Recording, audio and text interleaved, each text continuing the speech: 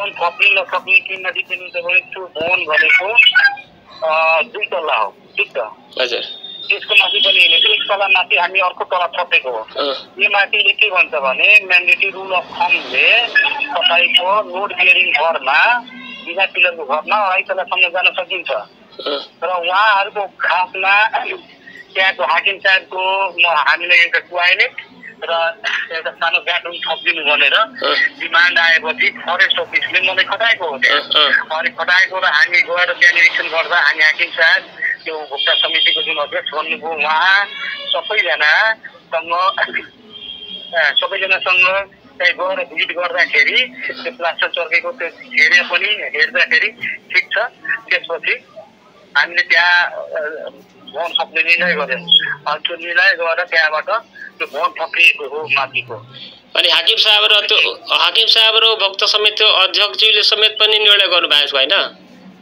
अध्यक्षजीले निर्णय गर्नुभएको। अब के कुरा हो भने सर अध्यक्षजीको के कुरा मिलेन अनि त्यसपछि चाहिँ उहाँले आरोप प्रत्यारोप तपाईँहरूले गुहार हो। मलाई उहाँले प्रतिक्रिया के दिनुभएको छ नि कि मैले त्यो माथि पिलर नभएको घर माथि छत अर्को कोठा नथप्नुहोस्। उहाँ त्यहाँको भक्त समितिको अध्यक्ष हुनुहुन्छ भने सुरुमै तपाईँले गर्नुपर्ने हो नि। अब त्यो त मलाई थाहा भएन नि। त्यसो पनि जुन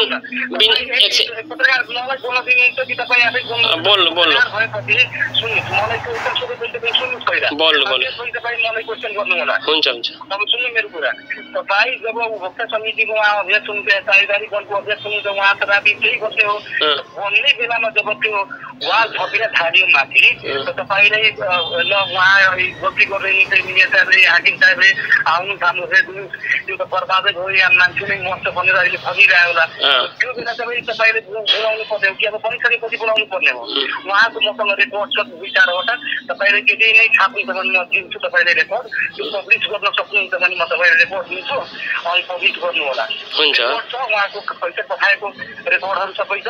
तपाईँ यदि त्यस्तै चाहियो भने मसँग सम्पर्क गर्नु होला। हुन्छ। कुरा के छ भने सुन्नुहोस्, तपाईँ पत्रकार साथीहरू हामी काम गरिरहेछन्। मेरो काममा यदि केही त्रुटि छ या केही छ भने मलाई सम्पर्क गर्नु न। तपाईँ अरूको कुरा लिएर तपाईँ क्वेसन गर्नुहुन्छ। तपाईँ सकेको चाहिँ के छ वास्तवमा के छानबिन गर्नु पर्यो क्या तपाईँ। म त्यहीँ पुगे थिएँ सर। तपाईँको जो निर्माण भइरहेछ नि त्यहीँ पुगे थियो। निर्माण भइसक्यो सर।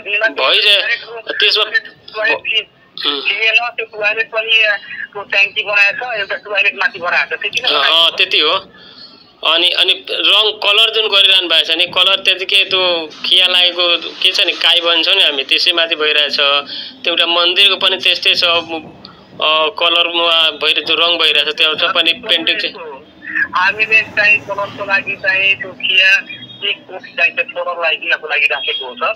त्यसमा खासै त्यो कलरको पनि त्यो थिएन। पैसा बसेपछि त कलर गरिदिनु भनेर त्यहाँ एक कोट कलर गर्न गऱ्यो हो त्यहाँ। अब त्यो पुरै सफा गरेर प्लास्टर हटाएर त्यहाँ तपाईँ हेर्दै त्यो खिया लागेको छ। खिया लागेको पुरै हटाएर सफा गरेर अनि बनायो भने बल्ल किसिमको हुन्छ। त्यस्तै कलर भइरहेछ नि सर।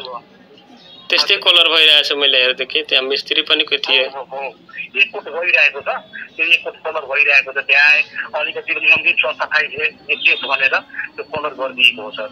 अनि यसमा तपाईँको प्रतिक्रिया के छ त? हामीले त्यही सोध्न खोज्यौँ कि उहाँले अध्यक्षज्यूले उहाँ भन्नुहुन्छ मैले डिभिजन कार्यालय बारम्बार आग्रह गरेँ कि तला नथप्नुहोस् पिलर छैन। डिभिजन कार्यालयलाई या मलाई केही भन्नुभएको सुरुमा लेखेर या तपाईँलाई त्यो सुरुमा काम गर्दाखेरि तपाईँले बोलाउनु पर्ने हुन्छ। अब काम सकेपछि तपाईँ कुरा के मिल्दैन के नमिलेपछि उहाँको डिमान्ड पुरा हुँदैन। अनि त्यसको उपभोक्ता समितिले अब सहभागी के भन्छ त्यो अध्यक्षले त्यस्तो भनेको हो तपाईँले।